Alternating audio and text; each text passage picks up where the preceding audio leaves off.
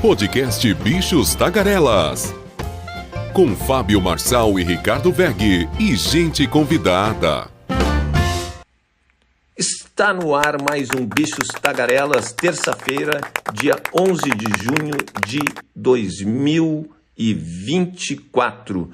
Fome na infância atingiu 2.300.000 crianças de 0 a 6 anos em 2021, afirma estudo. Furto de energia elétrica bate recorde em 2023 e supera a produção de Belo Monte.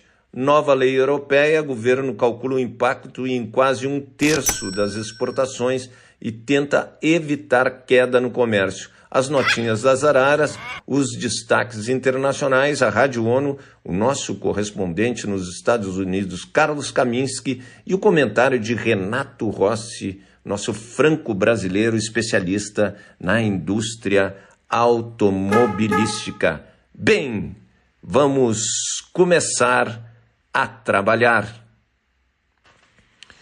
E vamos às manchetes do Bichos Tagarelas.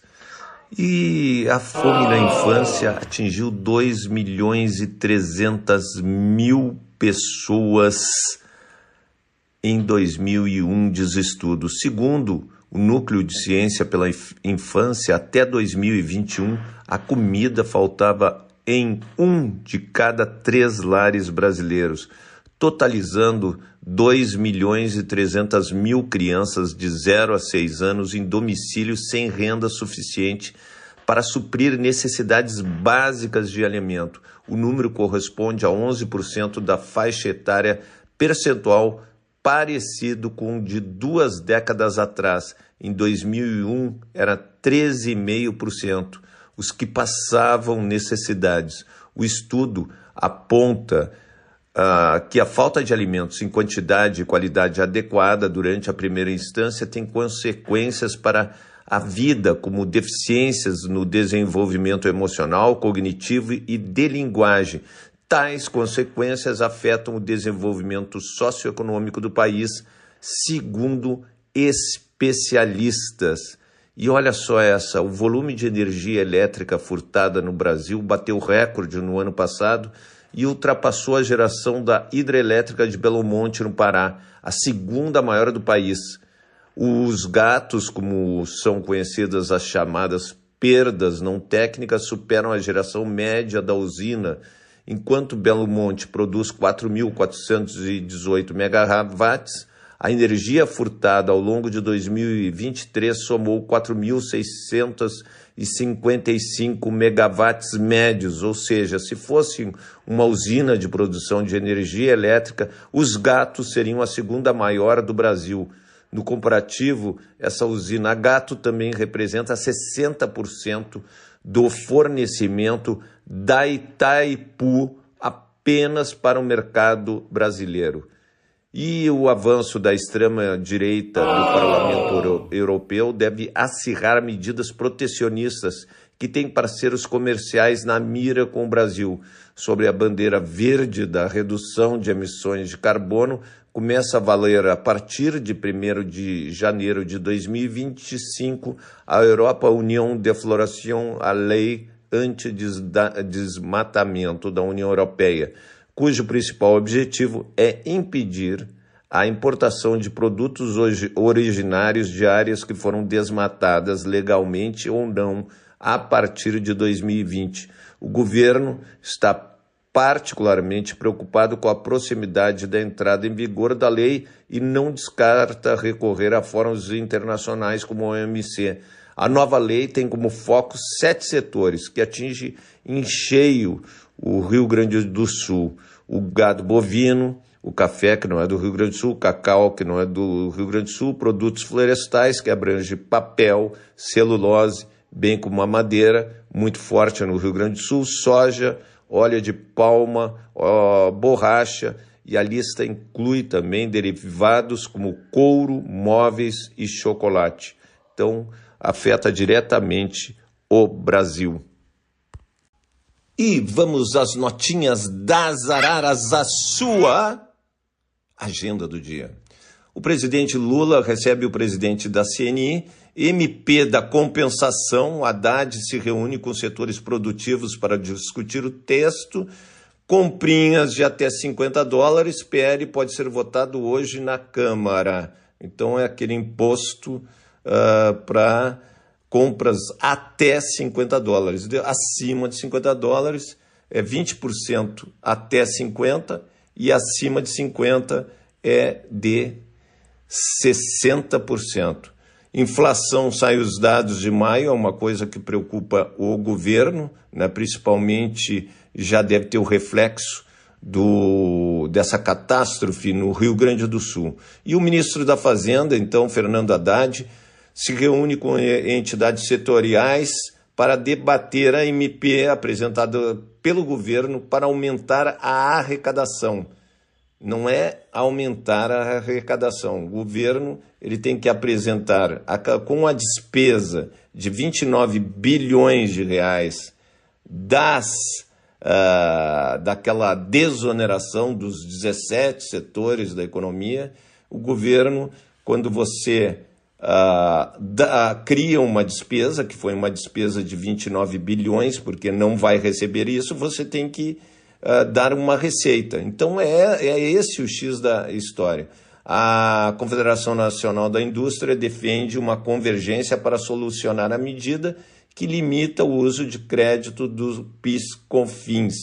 O Haddad diz que a MP não causará aumento de preços. Declarou que o governo irá negociar o tema com o mercado e o Congresso e não descarta alternativas. A medida limita o uso de crédito do PIS/COFINS pelas empresas. Isso aumenta indiretamente a carga tributária. E o presidente do Senado, Rodrigo Pacheco, disse ao presidente Lula que não gostou que o tema tenha sido tratado por meio de uma medida provisória. O motivo: falta tempo ao Congresso para negociar. Espera até hoje uma alternativa do governo para decidir sobre a tramitação. O que está acontecendo? Daqui a menos de um mês, exatamente um mês, menos de um mês, entra em recesso o nosso querido Congresso. E entrando recesso, depois vem as eleições. Então, o Congresso, que não fez praticamente nada, deve continuar não fazendo nada. E é importante porque chegou perto do limite a estratégia do Fernando Haddad de enviar projetos controversos para o Congresso e, depois do choque inicial, arrancar alguma coisa de deputados e senadores. Há uma certa irritação com o voluntarismo do governo Lula e de sua equipe econômica. Baixam MPs ou enviam projetos de lei sem fazer uma negociação prévia com os congressistas, que não estão nem um pouquinho felizes. PL do Mover, projeto de lei do Mover foi aprovado pelo Senado e deve ser aprovado ainda hoje pela Câmara dos Deputados. Também tem aquele projeto da antidelação. Os deputados podem votar um requerimento de urgência que proíbe delações de réus presos. Aí daí acaba, né? Porque ali o cara vai preso e daí começa a lembrar que vai ficar muito tempo preso e daí ele quer uma delação premiada. Se ele não tem essa chance, acaba as delações premiadas, né? Todo mundo sempre se protegendo. É uma coisa muito triste. Greve da educação, o presidente Lula anunciou investimentos nas universidades federais de 5 bilhões e 500 milhões de reais, e é importante que 3 bilhões e 750 obras na estrutura física das universidades, como salas, auditórios e laboratórios. Expansão, 600 milhões, serão 10 novos campi divididos pelas 5 regiões do país, então os institutos federais. E 250 milhões de reais para hospitais universitários, com 8 novos hospitais e 37 obras em 31 hospitais que já existem. É muito pouco dinheiro isso aqui. Mas né? O importante é que aparece o recurso. O ministro Paulo Pimenta disse que o governo planeja comprar ao menos 2.000 imóveis na região metropolitana de Porto Alegre nesta semana. Também afirmou que analisa diversos formatos para acelerar a construção de casas no estado.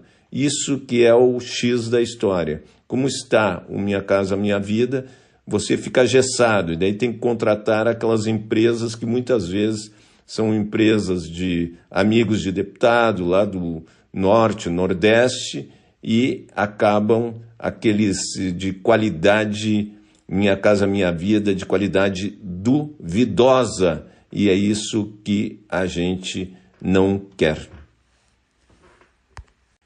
E vamos aos destaques na imprensa internacional. New York Times, impulsionada pelas eleições europeias, Meloni é figura central do G7 na Itália. Washington Post, mais de 2 meses depois de acidente, navegação no canal de Baltimore é reaberta. Wall Street Journal, morte de civis ajudarão o Hamas, avaliam autoridades de Gaza. Clarim, quase 100 mil empregos são perdidos no setor privado em 4 meses na Argentina. O País, Uruguai, a expansão global do PCC, seus 42 mil integrantes e sua presença no Uruguai.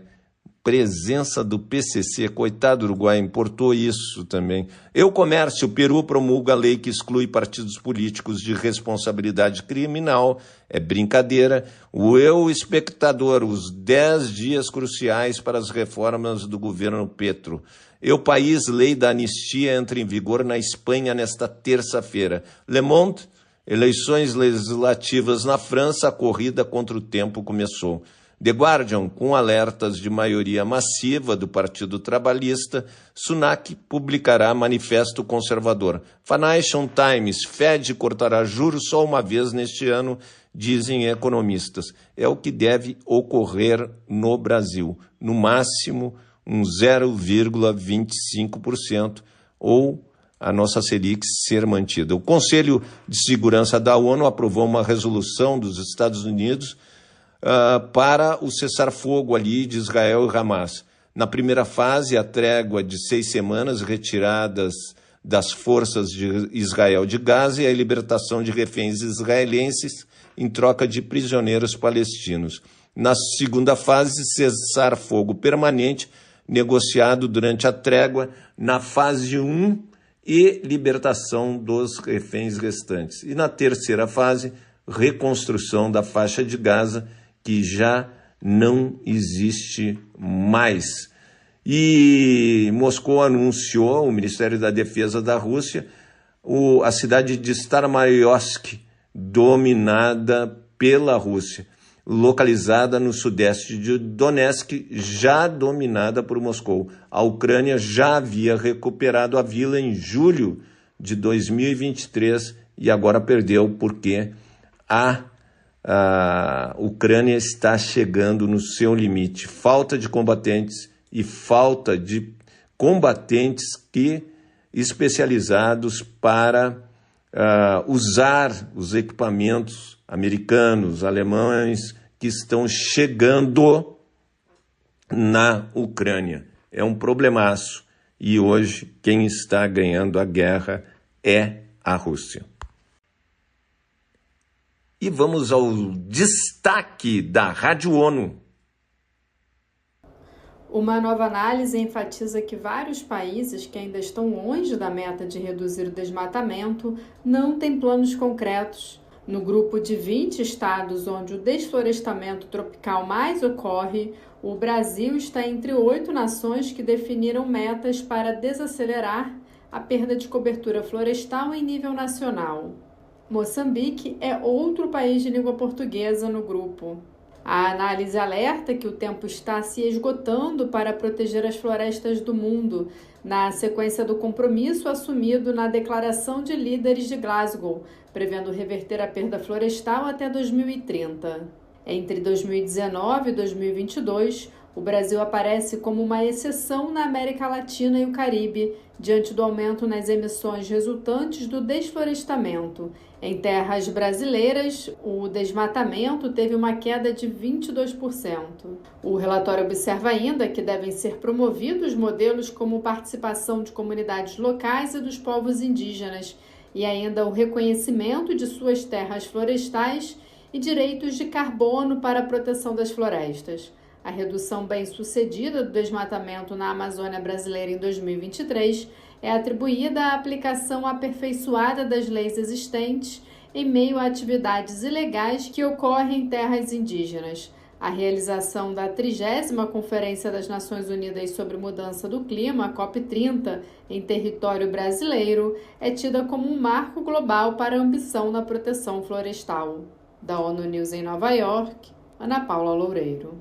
O Conselho de Segurança adotou nesta segunda-feira uma resolução redigida pelos Estados Unidos que acolhe proposta de cessar-fogo anunciada em 31 de maio pelo governo americano. O documento teve 14 votos a favor e a abstenção da Rússia. A resolução afirma que a negociação foi aceita por Israel e insta o Hamas a também acatá-la. O documento também pede que as partes implementem seus termos imediatamente e sem condições. O texto prevê 3 fases para o cessar-fogo, começando pelo fim da violência, a libertação dos reféns, a retirada das forças israelenses de áreas populosas de Gaza e a autorização para que os palestinos retomem as suas casas no enclave. O período inicial também prevê a distribuição eficaz de ajuda humanitária em Gaza, incluindo unidades habitacionais fornecidas pela comunidade internacional. A resolução enfatiza que o cessar-fogo deve continuar enquanto as negociações prosseguirem. O texto ainda ressalta a importância de as partes aderirem aos termos da proposta e conclama todos os Estados-membros e a própria ONU a apoiar sua implementação. A resolução também rejeita qualquer tentativa de mudança demográfica ou territorial em Gaza e reitera o compromisso com a visão de uma solução de 2 estados. Da ONU News em Nova York, Mayra Lopes. E agora tudo contigo, Carlos Kaminski, nosso correspondente em Nova York. Olá, Ricardo Veg, olá, Fábio Marçal, olá, Renato Rossi, bichos tagarelas, aqui Carlos Kaminski, de Nova York. E o Conselho de Segurança das Nações Unidas endossou o plano passo a passo do presidente Joe Biden para acabar com a guerra Israel-Hamas em Gaza.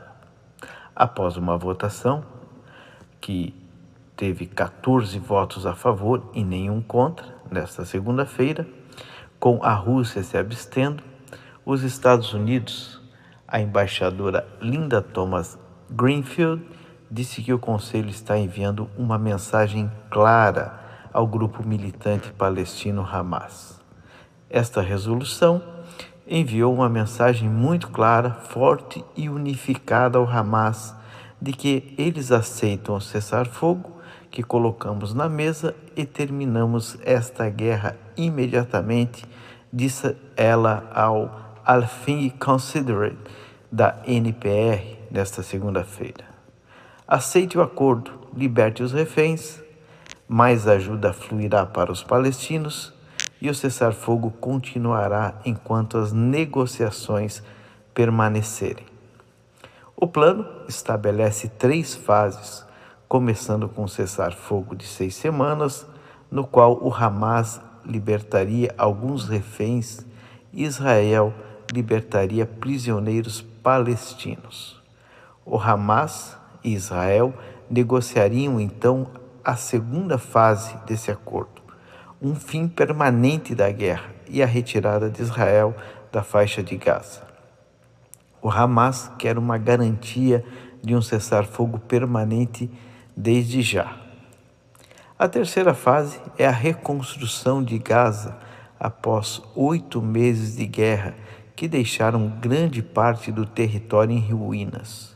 Diz que Israel já aceitou o acordo, mas o apresentador da NPR, Ari Shapiro, perguntou à embaixadora dos Estados Unidos na ONU por que o primeiro-ministro israelense Benjamin Netanyahu não disse isso diretamente e ela simplesmente respondeu que não poderia comentar sobre isso, mas disse que as conversas entre Netanyahu e o presidente Joe Biden e o secretário de Estado Antony Blinken foram claras de que eles aceitam esta resolução, estão prontos para seguir em frente, querem ver os reféns libertados e querem ver a paz ocorrer ao longo de suas fronteiras.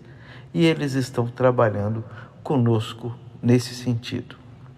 A votação veio em um dia em que Blinken estava visitando o Oriente Médio, com paradas no Egito e em Israel. Ele pediu aos países que exortem o Hamas a aceitar o acordo. Se você quiser um cessar-fogo, pressione o Hamas para dizer sim. Se você quiser aliviar o terrível sofrimento dos palestinos em Gaza, pressione o Hamas para dizer sim. Se você quiser levar todos os reféns para casa, pressione o Hamas para dizer sim, disse Blinken no Cairo no início desta segunda-feira. O Hamas cancelou as negociações depois que Israel resgatou 4 reféns detidos em Gaza, em uma operação, neste fim de semana, que também matou mais de 270 palestinos, de acordo com o Ministério da Saúde de Gaza. O embaixador da Argélia na ONU, Amar Benjamah, falou sobre por que seu país votou pela resolução de cessar-fogo nesta segunda-feira. Ele disse: "Este texto não é perfeito, mas oferece um vislumbre de esperança aos palestinos, pois a alternativa seria continuar matando e sofrendo", disse Benjamah. "Nós votamos nesse texto para dar uma chance à diplomacia." Segundo o Ministério da Saúde de Gaza, mais de 37 mil palestinos já morreram desde o início dos ataques de Israel ao território palestino da faixa de Gaza. É claro que os Estados Unidos, assim como o presidente Joe Biden, têm enorme interesse que essa guerra pare o mais rápido possível. É um ano eleitoral, o presidente Joe Biden já enfrentou várias manifestações aí em universidades espalhadas aqui pelos Estados Unidos. Mais de 3 mil estudantes foram detidos, confrontos com a polícia, e ele perdeu muito espaço e apoio nessa faixa etária de jovens. Os jovens não apoiam a guerra, os jovens não apoiam a forma com que o presidente Joe Biden vinha conduzindo esse apoio incondicional a Israel, deixando que Israel matassem civis inocentes. E isso refletiu muito na imagem do presidente Joe Biden, assim como a questão da fronteira, a questão dos imigrantes, onde praticamente ele deixou a fronteira com o México aberta para que as pessoas entrassem no país e sem controle. Muitos ali,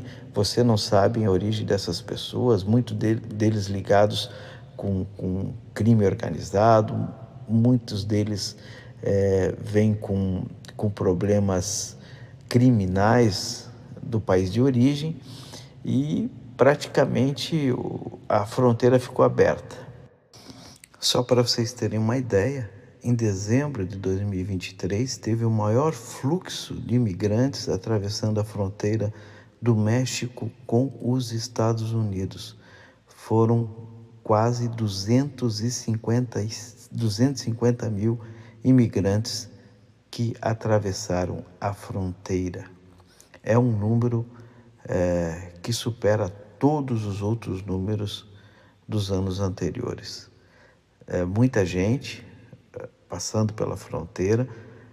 Uma comparação com junho de 2023, foram 100 mil pessoas que atravessaram a fronteira.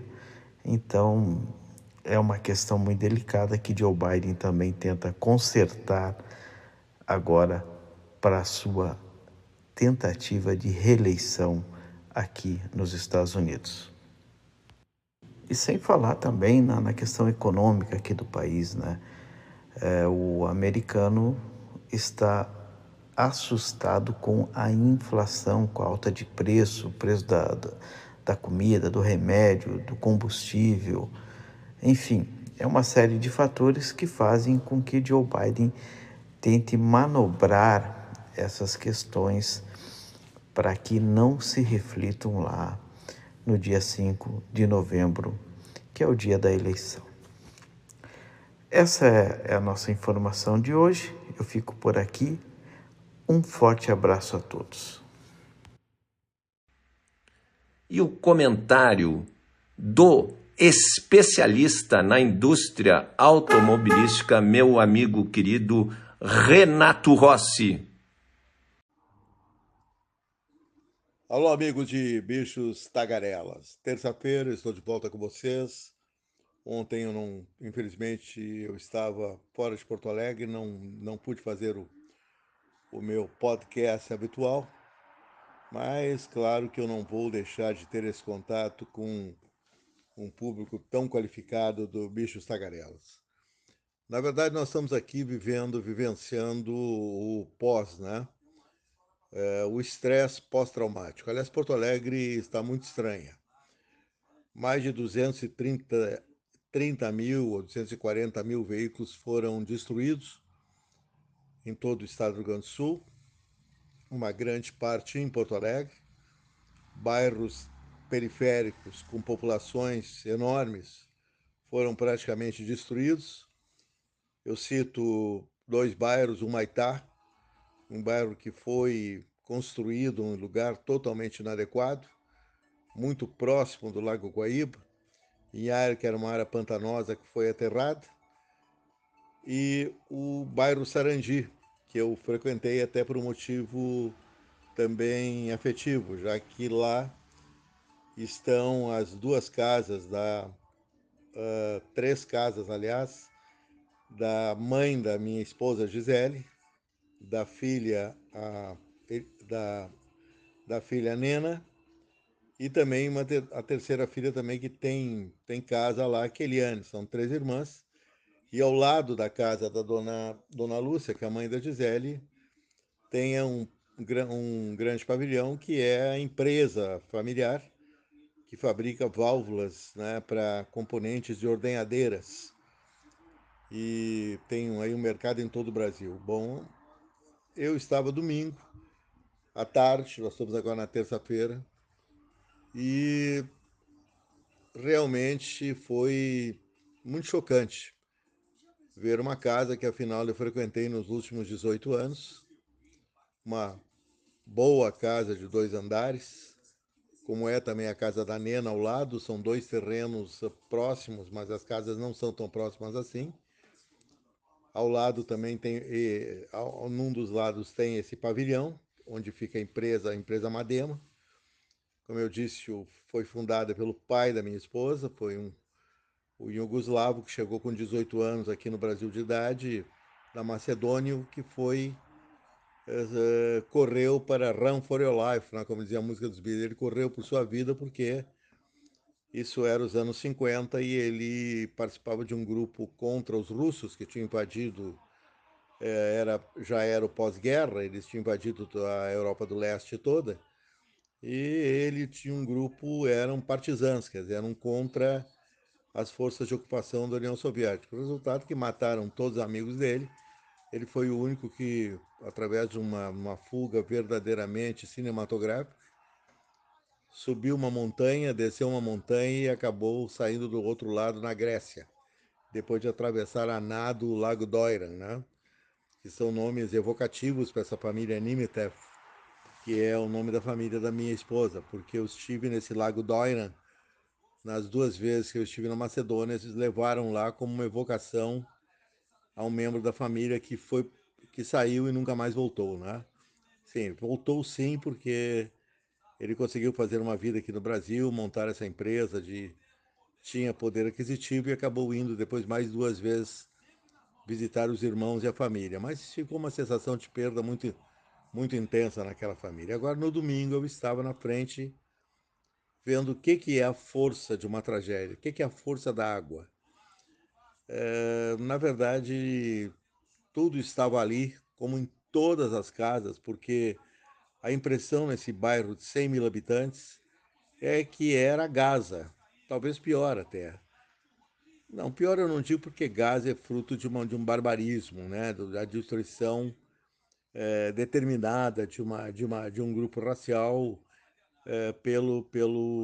por ordem do Netanyahu, né? Esse que na verdade não é um político, é um criminoso de guerra. Mas ali era terrível. A sensação era realmente muito ruim. Uma casa que eu tinha frequentado que nada sobrou. Tinha só uma lata de tinta que estava em cima de um lustre.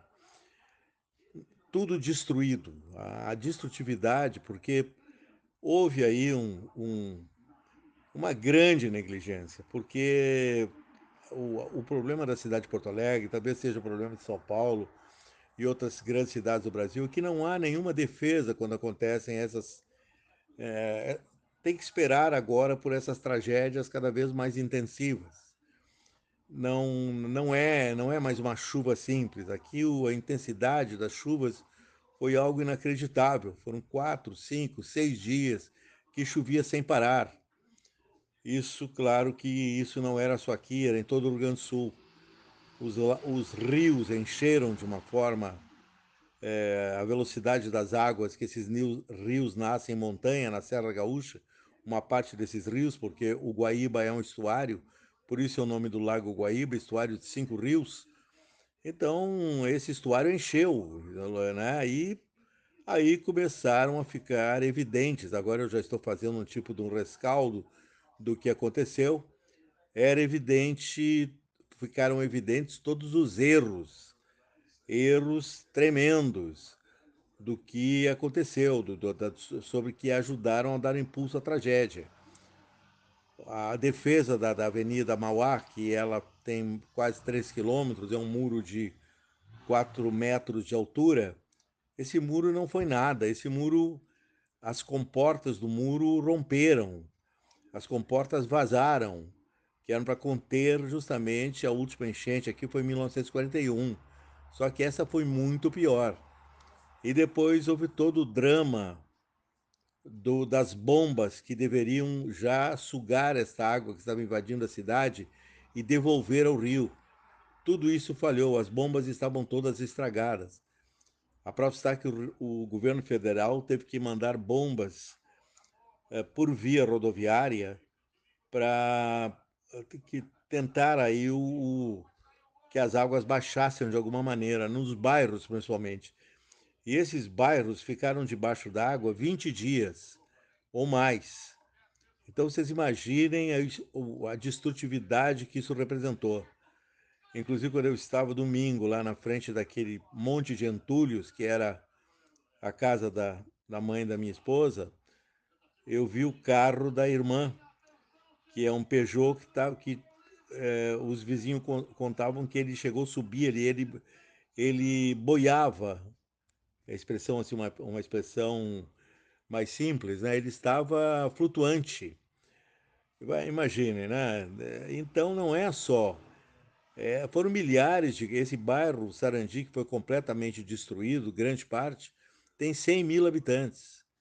Era um bairro de classe média baixa, mas pelo trabalho dos moradores que foram evoluindo, foram gente produtiva, que montaram seus negócios, malharias, lojas, rede de farmácias, enfim, trabalhos artesanais, trabalhos industriais, como este pai da Gisele, o Angela Nemtev, que montou essa empresa de válvulas industriais. Ele que já era um cara com formação mecânica lá na Macedônia, e aqui ele acabou se dando bem com essa produção de válvulas, eles transformaram o bairro num bairro de melhor poder aquisitivo.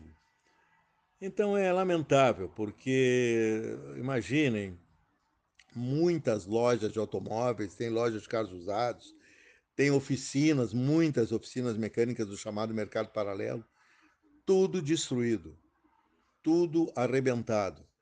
Essas pessoas vão ter agora que recomeçar sua vida do zero, do nada. A mãe da Gisele ficou sem renda, porque essa empresa é gerenciada pelas 3 irmãs e tem um público em todo o Brasil, e essa empresa foi destruída. A água arrebentou, são máquinas, muitas delas geridas por computador. Então é um negócio realmente muito cruel, muito triste, muito avassalador, eu diria. E aí mostra também o estado que as estradas ficaram do Rio Grande do Sul, foi lamentável, pontes caíram, também a questão das apropriações, das construções indevidas, das licenças ambientais que não poderiam ter sido dadas, de construir condomínios em encostas, nem se sabe quantas pessoas ainda estão soterradas. Então, tudo muito cruel, tudo muito triste, que impactou demais. Eu acho por isso que eu sinto uma Porto Alegre diferente, uma Porto Alegre mais triste, uma Porto Alegre com poucos automóveis, inclusive. Não é aquela Porto Alegre que tem um trânsito intensíssimo durante a semana. Fora esses mais de quase 300 mil carros que foram destruídos, né? Carros que estão debaixo d'água. O conserto é extremamente duvidoso, a não ser que sejam carros muito velhos. Carros de geração um pouco mais recente, os sistemas eletrônicos acabam sendo destruídos no contato com a água. Então, amigos, eu não falei de carro, porque eu espero que amanhã já possa de novo falar de automóvel, porque tudo isso também me impactou demais. Eu ainda continuo com todas as imagens que eu vi, estão no meu inconsciente, estão grudadas em mim, desde os animais abandonados, mortos, boiando, pessoas que morreram. É muito cruel tudo que aconteceu aqui no Rio Grande do Sul. E tem um detalhe, eu acho que o Rio Grande do Sul vai demorar muito para se recuperar economicamente. O Estado está semi-destruído, falta dinheiro, a União tem que mandar bilhões para cá, não tem dinheiro no governo estadual, tem culpas, né? Negligências variadas que não começaram hoje também. Como é que uma cidade deixa suas bombas de rescaldo, suas bombas de puxar água para fora da cidade, uma cidade que é quase ela é fluvial, como é que estava tudo estragado, como é que estava tudo fora de serviço, como é que as comportas vazaram, como o dique vazou desse bairro Sarandi, foi isso que acelerou a enchente. O dique de argila foi feito há 50 anos atrás, ele teve vazamentos de diversas partes. Quer dizer, uma cidade ficou à mercê de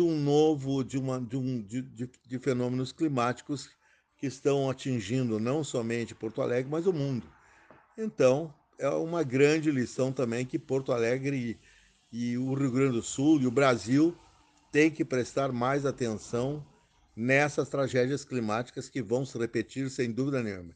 Só basta a gente ver que novamente o Pantanal está pegando fogo. Novamente nós teremos aí a tragédia de milhões de bichos mortos, e aí chega um momento que o próprio Pantanal vai dizer, olha, eu não quero mais me recuperar. Não tem mais recuperação. Uma das mais belas áreas do mundo vai virar um enorme deserto. Abraço para vocês, até amanhã. E acabou-se o que era doce. Gostaria de agradecer muito o Cielito Rebelato Júnior, o nosso editor do Bichos Tagarelas, ao meu queridaço Ricardo Weg, que é o nosso produtor, diretor e tudo que o Bichos Tagarelas existe em função do nosso querido Ricardo Weg. Agradecer à Rádio ONU, ao Carlos Kaminski, ao Renato Rossi pelas participações e agradecer você, ouvinte, por estar aqui conosco. E sempre eu lembro para vocês, avisem aos seus amigos e inimigos, porque o Bichos Tagarelas precisa da audiência para vocês para sobreviver. Então, maravilhosa terça-feira e voltamos amanhã, dia 12 de junho de 2024.